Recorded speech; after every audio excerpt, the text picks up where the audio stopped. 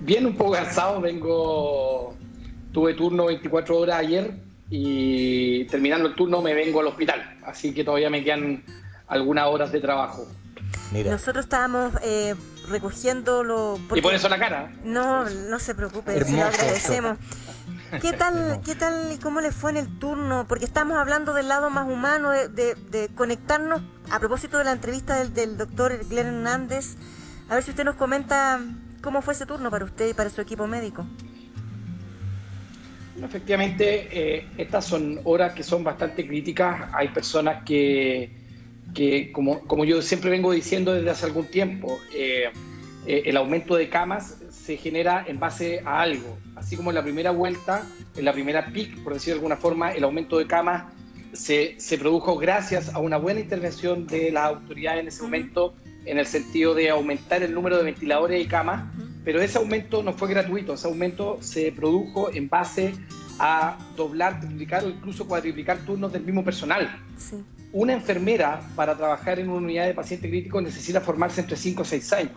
Un médico para trabajar en una unidad de paciente crítico necesita formarse entre 10 a 12 años.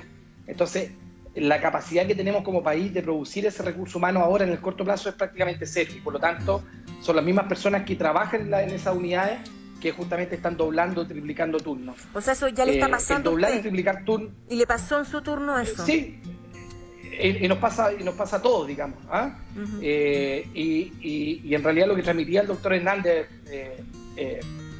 que afortunadamente yo lo tuve profesor en la beca, y es una tremenda persona y que tiene una tremenda capacidad de lenguaje, tanto hablado como escrito, de poder transmitir mucho más. A mí me encantaría, digamos, tener esa capacidad de transmitir. Probablemente hubiéramos peleado mucho menos con el gobierno, pero...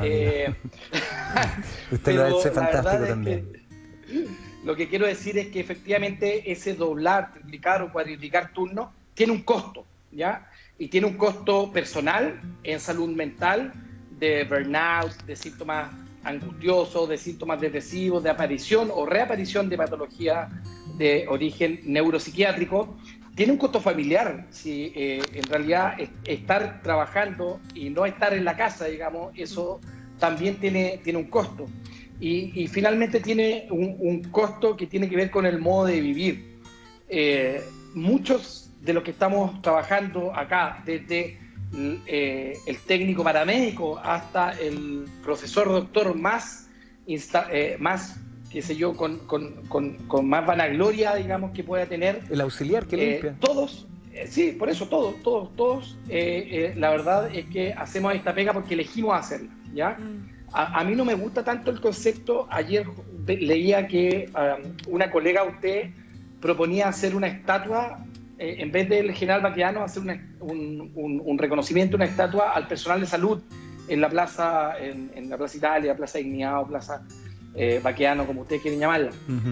Pero a mí no me gusta tanto el concepto de personal de salud de héroe, de médico de héroe, porque finalmente termina desvirtuándose, porque el héroe va a hacer todo lo que sea por cualquier cosa. Sí. Yo creo que el reconocimiento adecuado, un lugar de trabajo adecuado, una paga adecuada, cuidados laborales adecuados, sí, es el mejor reconocimiento que le podemos hacer al personal de salud. ¿Y le puedo sumar algo más? Sí, por supuesto. Cuidarse. Revisamos las imágenes del fin de semana, las fiestas. 4 mujeres embarazadas, sumar a personal policial también, un fiscal, doctor. Todos, si hacemos de manera individual un aporte, estamos reconociendo el trabajo y estamos quitándole presión.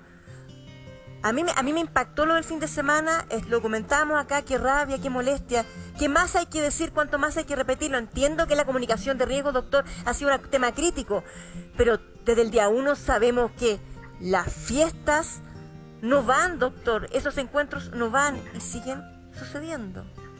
Sí, mira, yo creo que efectivamente, bueno, un tema es el tema técnico, que aquí lo hemos conversado, ¿no es cierto?, latamente, que tiene que ver con el tema de comunicación de riesgo con los déficits. Pero yo creo que la puerta que nos abrió el doctor Hernández el fin de semana es justamente poder transmitir un poco más desde el punto de vista de esa misma comunicación de riesgo, desde el punto de vista técnico, a los que nos encantan las políticas públicas y discutir, en el fondo, cómo podemos asumir los determinantes sociales dentro del manejo de la pandemia, etcétera, pero dentro de lo humano, efectivamente, yo creo que una forma adecuada de transmisión de comunicación de riesgo tiene que ver con, efectivamente, transmitir lo humano. Y aquí yo agradezco un montón lo que hizo el doctor Hernández, porque pareciera que a la sociedad le abrió los ojos sobre la situación crítica que estamos viviendo. Y en realidad a todos, de una u otra forma, aunque no tengamos la capacidad lingüística del doctor Hernández, a todos nos ha pasado situaciones críticas. O sea, en el primer pic, personalmente, por ejemplo, a mí me pasó situaciones donde recibíamos un paciente en la mañana, adulto mayor que vive solo. Acá, para los que trabajamos en la posta central, sobre todo en la zona centro de Santiago y en la zona centro-norte de Santiago, la cantidad de adultos mayores que viven solos es enorme, es impresionante. Y un adulto mayor que vive solo significa que no tiene red, quién lo vaya a buscar, quién lo vaya a dejar, quién le traiga ropa. Y lo que me pasó, por ejemplo, es que recibíamos pacientes, adultos mayores que viven solos, traídos por sus vecinos en la mañana, y a mediodía ese paciente fallecía. ¿Y tú a quién le comunicabas que fallecía? Si no existía absolutamente ninguna red.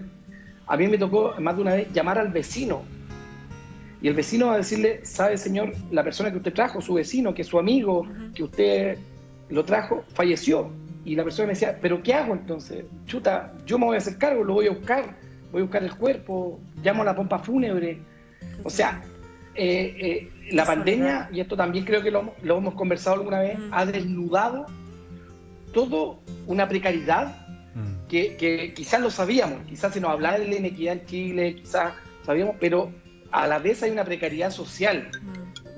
Adultos mayores que no tienen redes sociales, redes de apoyo para ni siquiera venir a dejarle ropa al hospital. Entonces, en ese sentido, yo creo que, bueno, esto ha sido una catástrofe, como dijo alguien por ahí, esto ha sido una crisis tremenda, pero yo creo que si uno trata de buscar lo positivo de toda esta situación, aparte de quedar con un sistema sanitario más armado en los pacientes críticos, aparte de esa idea que necesitamos un sistema de salud que sea más solidario, integrado, claro, va a terminar que va a visualizar la tremenda inequidad y la tremenda desvalencia, totalmente desvalidos que están cierto grupo de nuestra sociedad en nuestro país. Te puedo hacer una pregunta un poco más personal, José Miguel. Tú tratas de dignificar la vida. ¿Cómo lo haces para dignificar también la muerte cuando te toca? En la UCI, Sergio, yo veíamos cuerpos mostrados, uno a ojo de alguien que no es especialista, no sabe identificar si esa persona está bien, está mal, cuán crítica. ¿Cómo dignificas finalmente ese último paso, la muerte?